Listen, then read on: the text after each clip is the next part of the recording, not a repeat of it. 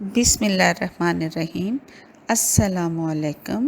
آج میں آپ کی خدمت میں پیش کرتی ہوں کتاب آقا صلی اللہ علیہ وآلہ وسلم کا پہلا چیپٹر، جس کا نام ہے سنی گئی دعا۔ جب وہ دعا سن لی گئی تو پھر یہ واقعہ ہوا۔ دو تھکے دبلے پیاسے اونٹوں پہ 40 دن کی مسافت کے بعد وہ فلسطین سے اس بے آب و گیا وادی میں پہنچے۔ وہ وادی کتھئی رنگت کے دھوپ جلے گرم خشک پہاڑوں کے بیچ تھی۔ وادی میں پانی کی ایک بوند نہ تھی، نہ کوئی سایہ دار درخت۔ نوکیلے پتھروں اور لال لال مٹی میں اگی خال خال کانٹوں بھری جھاڑیاں تھیں، جو ادھر نکل آئے مسافر کے ہوا سے پھڑ پھڑاتے کھلے کپڑوں کو الجھا لیتی تھیں، پکڑ لیتی تھیں۔ اس وادی میں انہیں اپنی اولاد کے ایک حصے کو بسانے کے بعد خدا کا محترم گھر بنانے کے لیے کہا جانا تھا۔ وہ وادی بقا تھی۔ وادی بقا اس وقت تک نہ کوئی گاؤں تھا، نہ قصبہ، نہ شہر۔ دور دور تک انسانی آبادی کا کوئی نشان نہ تھا۔ وہ تنگ سی وادی سب طرف سے خشک بنجر دھوپ میں کھڑے جلے پہاڑوں سے گھری ہوئی تھی۔ ان پہاڑوں میں 3 درے تھے۔ یہاں آنے جانے کے یہی راستے تھے۔ ایک شمال کی سمت شام کو جاتا تھا، دوسرا جنوب میں دور یمن کنارے تک پہنچاتا تھا، تیسری راہ قریب کے سمندر بحر احمر کے ساحل کنارے سے ہوتی ہوئی اوپر فلسطین کو لوٹ جاتی تھی۔ اسی راستے سے 2 اونٹوں پر سوار ہو کے وہ میاں بیوی اپنے ایک شیرخوار بچے کو لیے ہوئے ادھر لائے گئے تھے۔ آنے والا مرد 86 سال کی عمر میں بھی مضبوط اعصاب کا مالک نظر آتا تھا۔ خشک گرم صحرا کی لمبی مسافت سے اس کی جلد پہ سرخی مائل جھریاں پڑی ہوئی تھیں۔ قد دراز تھا، ہڈیوں کے جوڑ بھاری تھے، سر کے بال کپڑے میں بندھے تھے۔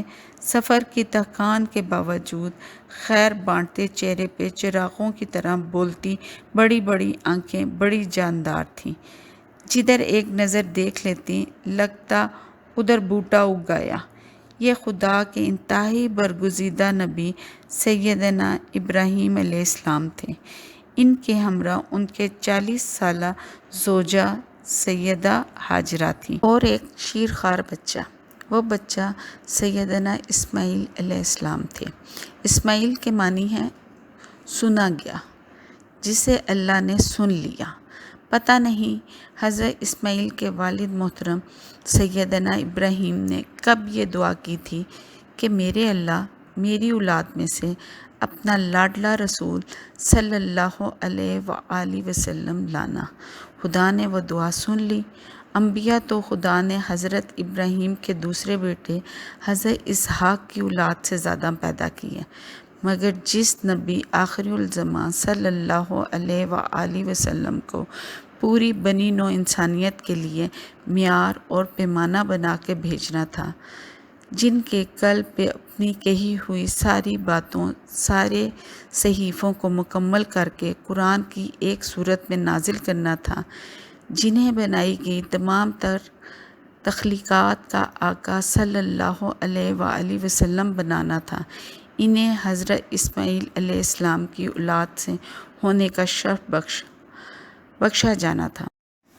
اب خدا جانے خدا نے پہلا فیصلہ کون سا کیا، اپنے گھر کو اس بے آب و گیا وادی میں بنوانے کا ارادہ، یا اسی وادی میں پیدا کیے جانے والے اپنے لاڈلے رسول آخری نبی صلی اللہ علیہ وآلہ وسلم کا، جن کی نسبت کو خدا اپنے گھر کی پہچان بنانا چاہتا تھا؟ شاید دونوں ارادے ایک ساتھ ہوئے ہوں۔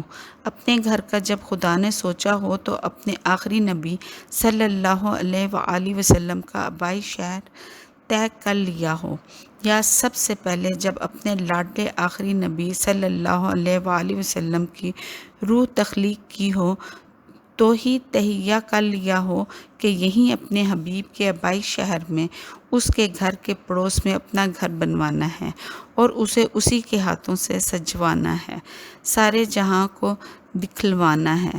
کچھ نہ کچھ کبھی نہ کبھی طے ہوا ہوگا، ورنہ یہ کیسے ہوتا جو ہو گیا۔ 40 دنوں کی دھوپ، گرد، غبار، پتھریلی صحرائی راہ پہ سنگلاخ گرم خشک پہاڑوں بیچ ایک ویرانے میں صحرائی قافلوں کے 3 راستوں کے درمیان سیدنا ابراہیم علیہ السلام اپنی لاڈلی بیوی سیدہ ہاجرہ کو اتنی دور سے لا کے بظاہر بے آسرا چھوڑ گئے، اپنے شیر خوار بچے اسماعیل علیہ السلام کے ساتھ خود اکیلے واپس پلٹ گئے۔ 40 دن کا وہی گزرا ہوا سفر دوبارہ گزارنے جدھر ان کی پہلی بیوی سیدہ سارہ ان کی منتظر تھیں۔ کہتے ہیں وہ سیدہ سارہ کے کہنے سے ادھر آئے تھے۔ سیدہ سارہ چونکہ خود اس وقت تک بے اولاد تھیں، ان سے اپنے شوہر کی دوسری بیوی کا بیٹا نہ سہا گیا۔ دونوں ماں بیٹے کے دیس نکالنے کا مطالبہ کر دیا۔ ماننے والے اس کہاوت کو مان بھی لیتے ہیں، مگر حیرت یہ ہے انہیں یہ خیال نہیں آتا کہ یہ تو سوچیں کہ سیدہ سارہ کا مطالبہ ماننے کے لیے خدا کے دوست اور انتہائی برگزیدہ نبی سیدنا ابراہیم علیہ السلام اپنی بیوی ہاجرہ اور اسماعیل کو فلسطین سے لے کے 1.25 مہینے تک چلتے چلتے کہاں جا کے رکتے ہیں، کہاں بیوی اور بچے کو چھوڑتے ہیں۔ وہ کون سی جگہ تھی؟ وہ جگہ کس نے طے کی تھی؟ سیدہ سارہ نے، سیدہ ہاجرہ نے، سیدنا ابراہیم علیہ السلام نے، یا سیدنا ابراہیم علیہ السلام کے خدا نے؟ خدا کے حکم کے بنا نہ وہ چلتے تھے نہ رکتے تھے۔ دیکھنا یہ ہے وہ جگہ کون سی ہے، وہاں کیا تھا اس وقت اور کیا ہونے والا تھا۔ بی بی ہاجرہ کو بھی وہ بے آب و گیا ویرانہ ہی لگا تھا۔ دور دور تک نہ پانی کا نشان، نہ کوئی پودا، نہ کوئی پیڑ، نہ کوئی انسان، نہ کوئی انسانوں کی بستی۔ ایسی جگہوں پہ کون رکتا ہے، کون بستا ہے؟ مگر وہ بس گئیں، ٹھہر گئیں اور ہمیشہ کے لیے قائم کر دی گئیں۔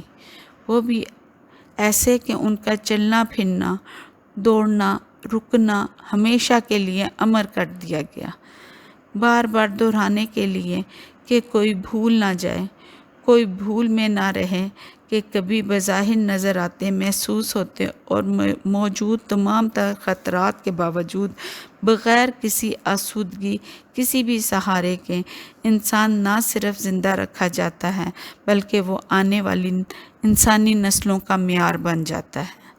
ورنہ صحرا پہاڑ اور گرم سورج کے نیچے بنا بوند پانی اور ایک ہرے پتے کے سائے کے بغیر، جہاں کیکٹس جیسے پیاس جینے والے پودے تک مر جاتے ہیں، وہاں پورے کا پورا ایک کنبہ ہی نہیں بسا۔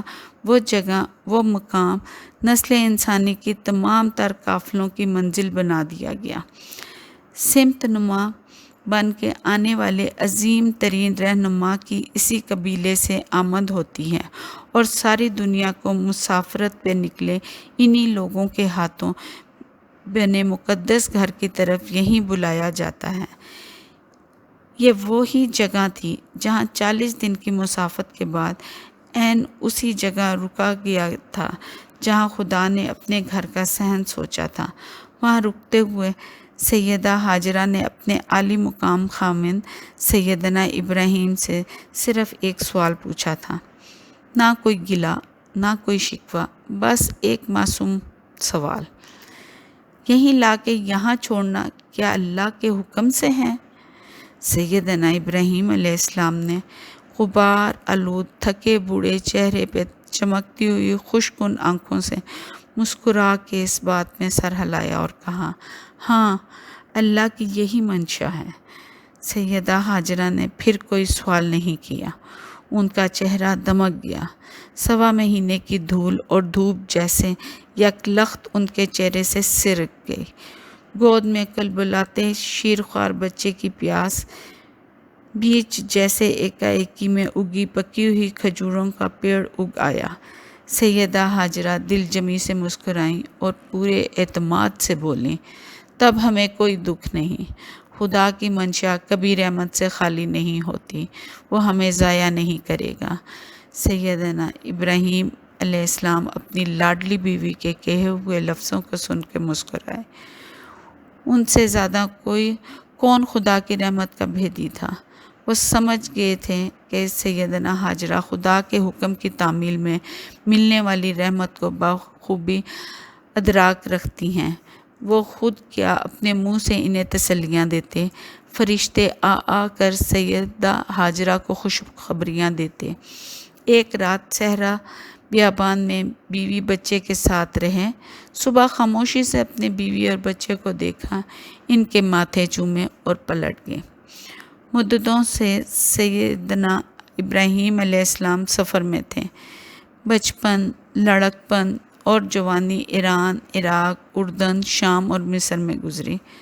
فوت فلسطین میں ہوئے، الخیل جرون میں مدفون ہوئے۔ کہتے ہیں کرۂ ارض پر ایک اللہ کا تہذیب کے اولین مراکز میں سے تھا۔ وہ تھا دجلہ اور فرات کے درمیان کا 700 میل لمبا ہرا بھرا زرخیز علاقہ۔ اس خطے کے جنوبی علاقے کلدانی میں شہر اور تھا، خوشحال لوگوں کا نگینے کی طرح چمکتا دمکتا شہر۔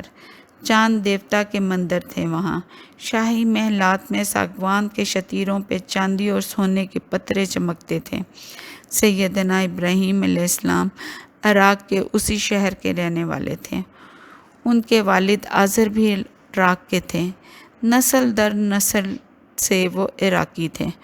کوفہ کی مضافاتی بستی کوسی نیز بابل میں سیدنا کا زیادہ وقت گزرا۔ ایک بار ادھر قحط آ گیا۔ ان کا کنبہ 1 سال کے لیے عراق سے نکل کے ایران کے شہر ہرمز گرد گیا۔ وہیں سیدنا ابراہیم کی ولادت ہوئی۔ یہ 2100 قبل مسیح کے لگ بھگ کا واقعہ ہے۔ ان کے باپ نے سیدنا ابراہیم کا نام بھی اسی شہر کی نسبت سے ہرمز گرد ہی رکھ دیا۔ کبھی کبھی باپ کا رکھا نام تھوڑی قائم رہتا ہے۔ پیدا ہونے والے بچے کی نسبت میں تو خدا کا دوست اور انبیاء کا باپ ہونا لکھا تھا۔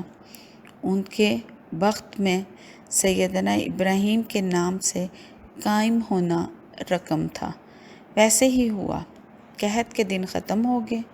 ان کا کنبہ عراق میں اپنے آبائی علاقے حوران میں واپس آ گیا۔ بابل سلطنت تھی۔ بادشاہ نمرود کہلاتا تھا۔ بت پرستی کا رواج تھا۔ خود سیدنا ابراہیم کے والد کا نام طارق اور نسب کا آزر لکڑی کے بت بنا کے روزی کماتا تھا بڑھئی بت سلیقے سے بناتا۔ ایک زمانہ تھا کہ وہ بت بنا کے اپنے کم عمر بیٹے ابراہیم کو دیتا کہ بیچ آ۔ باپ کا حکم وہ نہ ٹالتے۔ سیدنا ابراہیم بت بیچنے خوانچہ سر پہ رکھ کے نکل جاتے۔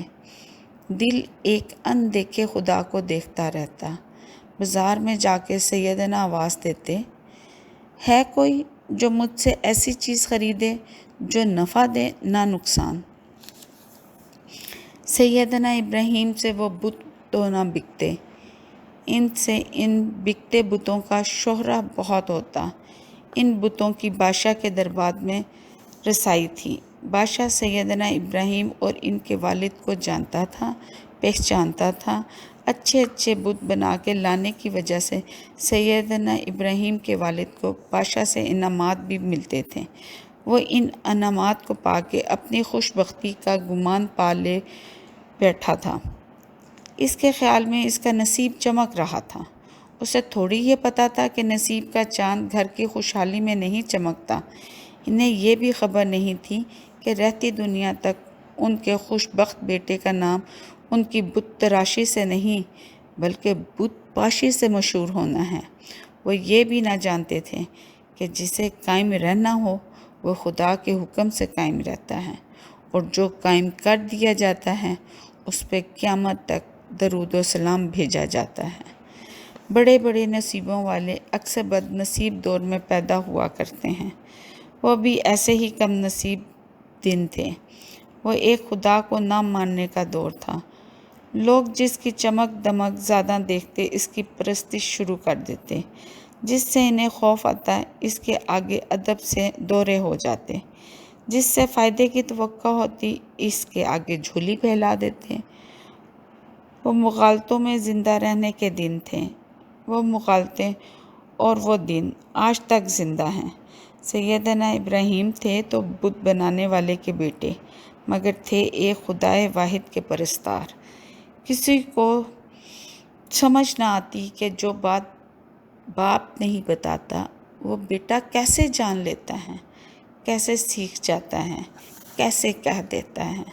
بچپن ہی سے سیدنا ابراہیم کے دل و دماغ خدائے واحد کی وحی نور سے بھیگے ہوئے تھے۔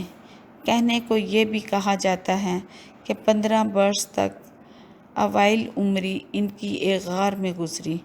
ان کے والدین کو خوف تھا کہ بادشاہ وقت نمرود ان کے بیٹے کو قتل نہ کروا دیں۔ فرعون اور موسیٰ کی کہانی کی طرح یہاں بھی کہاوت بتائی گئی ہے کہ نمرود کو اس کے جوتشیوں نے ایک ایسے بچے سے ڈرایا تھا جسے ابھی پیدا ہونا تھا، فلاں وقت اور فلاں جگہ پر پیدا ہونے والا بچہ تجھے رسوا کرے گا۔ کہتے ہیں نمرود نے بچے مارنے شروع کر دیے۔ سیدنا ابراہیم کی والدہ جنگل میں ابراہیم کو جنم دے آئیں۔ ماں چوری چوری جا کے کھلاتی پلاتی۔ شاید اسی میں خدا کی کوئی حکمت ہو، کوئی رمز ہو، کوئی راز ہو۔ خدا نے جیسے اپنی خدائی میں سے چن کے دوست بنانا ہو، وہ اسے مٹی، پتھر یا لکڑی کے خدا بنانے والے کے رزق سے نہیں پالتا۔ سیدنا ابراہیم جنگل کی پاکیزہ اور معصوم فضا میں اپنا انگوٹھا چوستے چوستے 15 برس کے ہو گئے۔ جب اپنے گھر آئے تو گھر میں بت بنتے اور بکتے دیکھے۔ وہ جانتے تو سب کچھ تھے مگر ان کے بتانے کا طریقہ الگ تھا۔ وہ بتوں کے خریدار بت پرستوں سے ان کے خداؤں کا اتا پتہ پوچھنے لگتے۔ کوئی دور چمکتے ستارے کی طرف انگلی اٹھاتا اور کہتا، دیکھ کیسا چمک رہا ہے، یہ میرا خدا ہے۔ سیدنا ابراہیم اسے روکے رکھتے۔ تھوڑی دیر میں چاند نکل آتا، پھر وہ افق کی سیڑھیاں چڑھ کے دھیرے دھیرے اوپر آ جاتا۔ آسمان کی وسعت میں اس کی دودھیا چاندنی کی چادر تن جاتی۔ کچھ دیر پہلے چمکتے ہوئے ستارے کی روشنی چاند کی چاندنی میں ماند پڑ جاتی۔ سارے تارے ایک چاند کی چمکتی چاندنی کی چادر سے پھسل جاتے، جیسے چاند کی چاندنی نے آسمان کی سلیٹ پہ ہاتھ مار کے ان ستاروں کو مٹا دیا ہو۔ سیدنا ابراہیم مسکرا کے ستارے کو خدا سمجھنے والے بت پرست کو دیکھتے اور کہتے، اب تیرے ستارے سے بڑا چمکنے والا چاند آ گیا ہے، اسے خدا مان لیں۔ ستارے کا پرستار کھسیانہ ہو جاتا اور ستاروں کو چھوڑ کے چاند کی پوجا کرنے لگتا۔ رات رات بھر وہاں پوجا پاٹ ہوتی رہتی۔ سیدنا ابراہیم کبھی کبھی ایسی راتوں کے سحر دیکھنے رکے رہتے جب صبح کی سفیدی رات کا سینہ چیر کے روشنی کو بھبکا چھوڑتی اور ایکا ایکی میں سورج آگ بگولا ہوا سر اٹھا کے کھڑا ہو جاتا تو چاند جہاں ہوتا وہیں دبک جاتا۔ سیدنا ابراہیم رات بھر کی آرتی اتارنے والے پجاری کا ہاتھ پکڑ کے کھینچ کے لاتے اور سورج کے سامنے کھڑا کر کے پوچھتے، اب بول، تیرے چاند سے بڑا تو یہ ہے، اب کیا اسے پوجو گے؟ پجاری بے دلیل تو ہو جاتا، مگر جنہیں ایک سے زیادہ خداؤں کو پوجنے کی عادت ہوتی ہے، انہیں چاند کے بعد سورج کی پوجا سے کیا خوف آنا تھا۔ وہ سر جھکا کے ہاتھ جوڑ کے سورج کے سامنے دو زانوں بیٹھ جاتے۔ شام سمے پھر کہیں سے سیدنا ابراہیم سورج کو پوجنے والوں کے پاس آ جاتے اور مسکراتے ہوئے کہنے لگتے، دیکھتے رہنا تمہارا خدا ڈوب نہ جائے، غروب نہ ہو جائے، اسے پکڑ لو، یہ دیکھو یہ پگھلے جا رہا ہے، کھسک رہا ہے، اس سے اس کی دھوپ نکل گئی، لالی رہ گئی، لو یہ بھی گئی، سارا سورج ایک بے حدت سا گولا بنا مغرب میں ڈوب گیا ہے، مر گیا ہے، اب اندھیرا منہ کھول کے اسے نگل لے گا۔ لو ہو گیا اندھیرا، کدھر گیا تمہارا سورج دیوتا؟ کیا اسے پوچھتے ہو جس کے نصیب میں غروب ہونا لکھا ہو؟ کیا اس سے زندگی مانگتے ہو جو روز شام کو مر جاتا ہے؟